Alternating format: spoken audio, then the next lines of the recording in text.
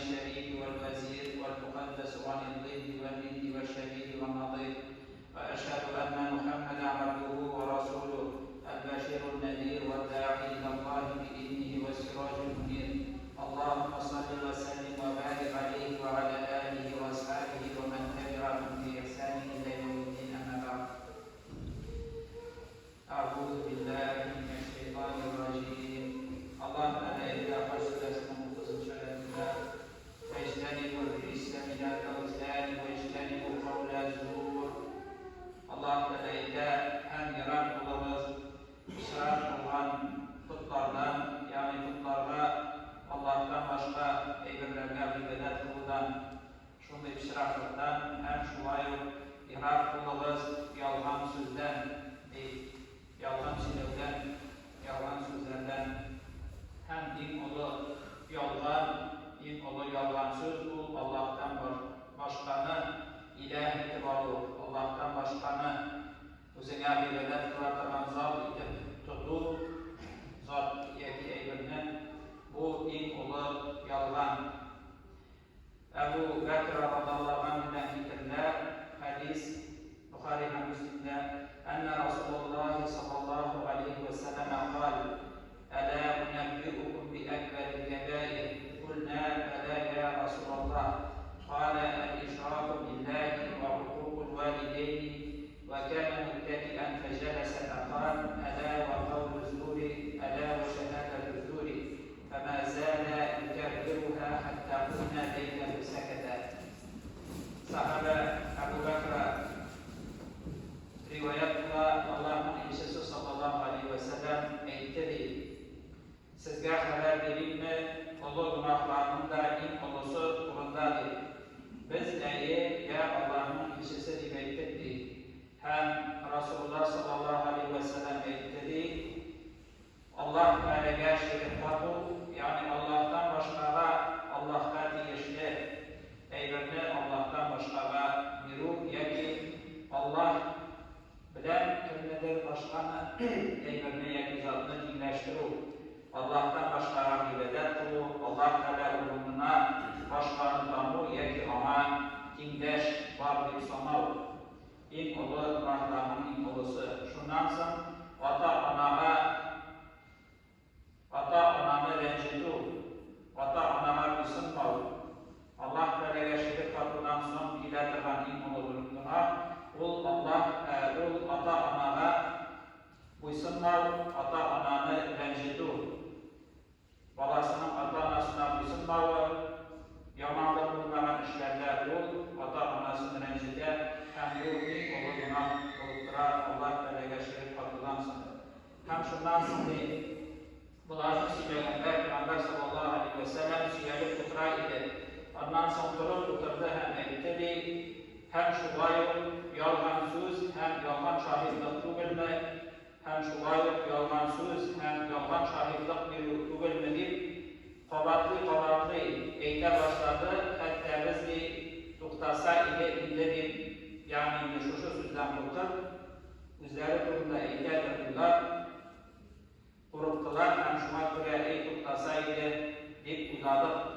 Ey tuktasaydı deyip uzadık deyip şu sahabe radallahu eyte. Yani yalgan söz hem yalgan şahitlik verir. Çünkü yalgan söz söylenen bir şey ise yalgan şahitliğini de verir. Şuna göre Peygamber sallallahu aleyhi ve sellem ikisini birge getirir. Yalgan söz hem yalgan şahitlik verir deyip qabatlı başladı deyip hatta sahabelerini kuruptular, tutamaz dedi.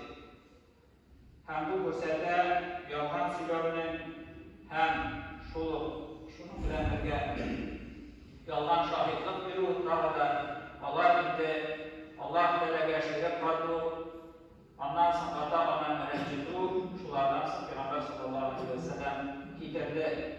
Şulay yalgan söylev, bu yalgan şahitlik kadar getirir, hem bu en ulu günahlarının da en ulusu.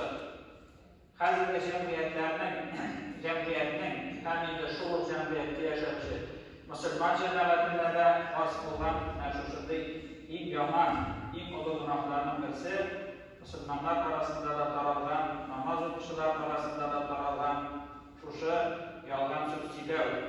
yolg'on söylüyor, g'ayratlanib shunga hatta onu yolg'on deb sanamıyorlar. Hem Allah Teala aytar: "Vellezîne lâ yeşhedûne zûra", imanlı kişiler, müminler turunda aytar, izbe kişiler turunda hem onlar yolg'onda şahitlik bulmazlar, şahit bulmazlar. Yani yolg'on turgan yerga onlar girmezler, hem girmezler. Bu indi bunda yolg'on zur degan aybi, bu Peygamberler aytdilar, şuşu uyun külkü meclisleri, jir-biyu meclisleri, yoki shoirlarning yolg'on so'ylaganlarini tinglab turib, yoki nazaklar so'ylovchilarni tinglab turib, ya'ni haq bo'lmagan, uylab chiqarilgan ayblarni tinglav, jir-biyu kabi yoki yolg'on shoirlarning yolg'onlarini tinglav kabi mana shusha bu yolg'on meclisler deb aytdilar. Ya'ni imanlı kişiler bunday meclislerde qatnaşmaslar, anda bulmaslar deb Allah Teala aytdi. Yolg'on so'zlanar turgan yerlarda jiyilmaslar va qatnaşmaslar dedi. İbn Mas'ud radhiyallohu anhu aytdi: "Qala Rasululloh sallallohu alayhi vasallam, Allohning elchisi Payg'ambarimiz sallallohu alayhi vasallam aytdi: "Alaykum bis-sidqi fa inna as-sidqa yahdi ila al-birri wal-birru yahdi ila al-jannati wa ma yazalu ar-rajulu yusaddiqu wa yataharra as-sidqa hatta yuktaba inda Allohi siddiqan." Sizga to'g'rilik deydi, ya'ni to'g'ri bo'lasiz, durust bo'lasiz. So'zda ham amalda. Chunki to'g'rilik bu durustlik izgilikka iltar, izgilik bu jannatga iltar. Hem kişi to'g'rilikqa, ya'ni to'g'ri so'ylar, hem to'g'rilikni so'ylar har vaqtda va so'zida ham amalida, hatto Alloh taolo u kishini siddiq deb, ya'ni to'g'ri deb, masalan Abu Bakr roziyallohu anhuning bitida xushomadi siddiq bo'lgan. Shuning kabi shunday kishini to'g'ri so'ylagan, ham har vaqt to'g'rilikni so'ylagan, so'ylamasalar, ko'nglidagi to'g'rilik, durustlik bulgan kişini Allah Teala siddiq, to'g'ri kishi deb yozadi. Endi to'g'ri kishilar turida Allah Teala aytgan: "Faulaika ma'al-ladina an'ama Allohu alayhim minan-nabiyyin was-siddiqin wash-shuhada'i was-salihin." Oyatlarda Allah Teala to'g'ri bo'lgan, siddiq bo'lgan, ya'ni sodiq qanday to'g'ri kishilar, to'g'rilar to'g'risi degani siddiq bo'ladi. Har vaqt bu endi yolg'on so'zli bilmaydi, yolg'on ishni bilmay boshlaydi. Har vaqt har ishida, har so'zida to'g'ri bo'ladi, durust bo'ladi. Shunday kishilarni Alloh taolo shu oyatda aytadi. Ham Alloh taolo hurmat qilgan kishilar bilan, ya'ni ular payg'ambarlar, ulug'lar, shohidlar, ham izbilar, solihlar bilan. Yani doğru kişilerini peygamberlerden sonra ister Allah. Yani cennette peygamberlerden birlikte, peygamberlerden silgiler, yani dereceleri boyunca doğru kişiler, dürüst kişiler. Çünkü doğru bulgaç bulganlarında ve sözünde de, imanında da doğru ve dürüst bular. Şuna göre o peygamberlerden sonra ister Allah. Şundan sonra şahitler ki, çünkü şahit kişi yol, Allah Teala yolunda canı verse de yol dünyavi amelinde, dünyalıkta şahit olmasına hatta onun günahları da bulurlar mümkün. Lakin şahitliğinden onun günahları bulurlar. Hem indi izgir kişiler birinci derecede izgilik tutulan kişiler, izgilikte olan kişiler. Hem de ve iyyakum vel kâlibe, hem saklanırız yollarından. فَإِنَّ الْكَذِبَ يَهْدِي إِلَى الْفُجُورِ وَالْفُجُورُ يَهْدِي إِلَى النَّارِ ولا يزال العبد يكذب ويتحرى الكذب حتى يكتب عند الله كذابا. Hem saklanırız yollarından değil. Çünkü yollar, bu bozuklıklara iter. Her bozuklıklar olan cehennem butuna, cehennemde iter. Hem bir bende değil. Aldakçığa eyleme, hem indi. Her vakit yollarını söyleyip, hem elinde de hem sözünde de, yani bunların hedefine eyleme.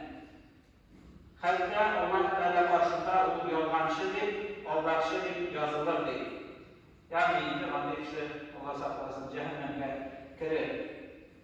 Şular getirip Peygamberimiz sallallahu aleyhi ve sellem'in vasiyeti her işte, her vakit doğru hem doğruluğunu söyler. Yani silemesen de kumlinde ile doğru bulup senin kumline sağlıkan.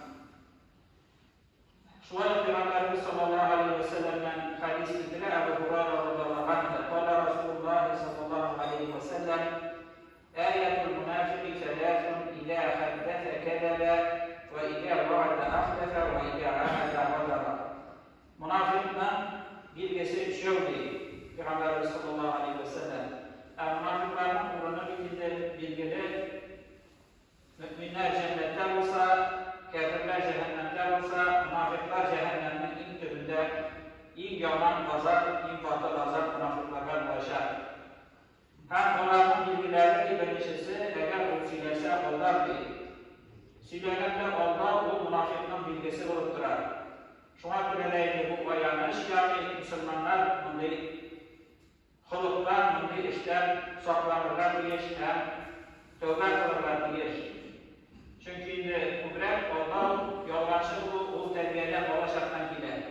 Kişi 70 kez gittikten sonra doğru bulup 70'ten sonra yoldaşına eğlene almayı. Şuna göre Allah başında doğru itip yazılır, Allah başında yoldaşı itip yazılır ve bu indi şu tura yaşı kişinin hedefine eğlene. Doğru bulup yani yoldaşı bulup. Hem indi oralarda doğruluk bulup belki vakıftan anası terbiyeli. Şuna göre de münafıkın bilgisi sülalenden ortak değil. Hatta o namaz tutsa da, urazat tutsa da münafık bir yol Müslümanlar arasında bizden gibi. İman kelimesini eğitirişi, namaz tutuşu, urazat tutuşu. Müslüman bizim arada. Bizden Müslüman bilgileriz. Lakin meşhuşu sülalenden Allah onun münafıklık bilgisi hem münafıklıkın tüm bilgilerinden birisi bulutturar. Çünkü şundan silkili bilgileri eğer kullanılır ise vakasıyla durmaz, vakasıyla durdu. Bu şular Allah'ın bilgisi vakasıyla lakin vakasıyla durmuyor. Hem üçüncü bilgisi eğer ona emanet tapşırsan, sözden olsun, emirden olsun, bu emanetler kendisi dikkatir. Bu şular bilgidir, Allah yoldanlar. Bu üstüne takdir ki emanet sözüne, emanet emirine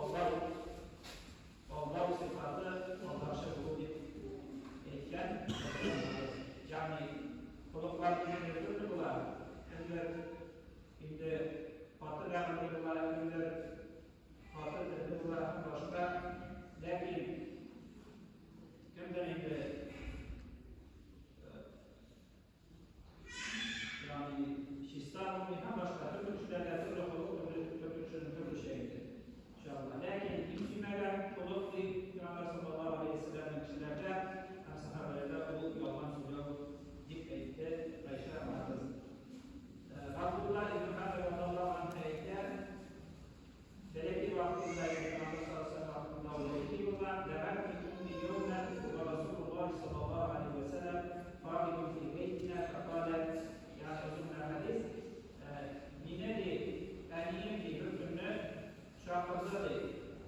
Hem Peygamber sallallahu aleyhi ve sellem bize okula edildi. Hem yeni olandan, Allah'tan tükenlerini, işleyenlerini, en iyi şartı aldı. Her yara bu çekiyor. İleride isnatı bilen bir. Yani dolaşarak ayetler bilince. Ne şurada? İleride isnatı bilen bir. Ondan bir Peygamber sallallahu aleyhi ve sellem yani imdan sırada da isim usul bilen, şundan tamama bilen bilgilerden bilgeç. Yani imdi eyi min ona bir türden bilgiler. Bilen bilgiler. Şundan sonra Peygamber sallallahu aleyhi ve sellem dediklerinde eğer sen Allah buna şahırdan olsan, sana yoldan yazılan olabilir. Şu an burada bunu etkilerde bildirir, işte yoldan da soramı, lakin şeriat müşahı dolaşan oldu mesela, yılamasın için, başka bunlar için, yoldan söz söylüyor olanı, Allah sabır olanı da bilen birlikte kudret edildi. Her anı bilmem, Allah buna şaşı bildi, yoldan yazılar, Peygamber sallallahu aleyhi ve sellem hissetken, şunu işte, şulaydır babalar yolmakta, bu sabır vakıfların mutabasından bilene şulaydır. Onu şahırın ve evlendiren bir bilmezsek bu insanı, şulay bilene hem bizi de şulay işleyecek, orada yaşar. Şu an burada, onda yaman işten kurtulup, şimdi 70 yaşta gitken, 80 yaşta, 60 yaşta gitken, şimdi düzeltilir.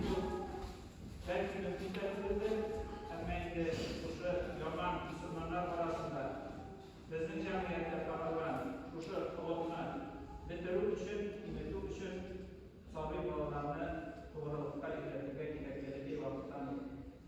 Salman Allah'ın eyken bana Resulullah sallallahu aleyhi ve sellem telâfetun la yakulun cennete eşşeyhü zâni ve imâmu kezzâbu ve l'âilu mes'ûl. Mene şu yalvancı bu, gaybi yalvancı, ilerli hayatlarını bu cennete girmesi sebep. Onun için cennete girmesi sebep şu hadisinde Peygamber sallallahu aleyhi ve sellem'in de 3 türlü kişi cennete girmez. Yani namaz kılsan, Allah'a kılsan, Müslümanlar kurtardıkları. Birincisi diğerinde bu zina kılışıklar diyen, yani ortayına varamazsan, indi zina kılıp yürüyüşü. Halk kişi, baba kişi, ikincisi indi bu yalancı imam diyen, imam sultan, yani kul aslında halklarını, cemaatlerini daimi olmalışı. İmamlar, sultanlar, yani indi baş buluşular, başlıklar Müslümanların imam bir adada bu namazlar olsun, yani indi dünya işlerinde olsun. Hem üçüncüsü indi o tekerli fakir diyen, bizi fakir, miskin buluna varamazsan kişiler arasında zor falanı yani fakir diyen. İndi Allah böyle başlarımızı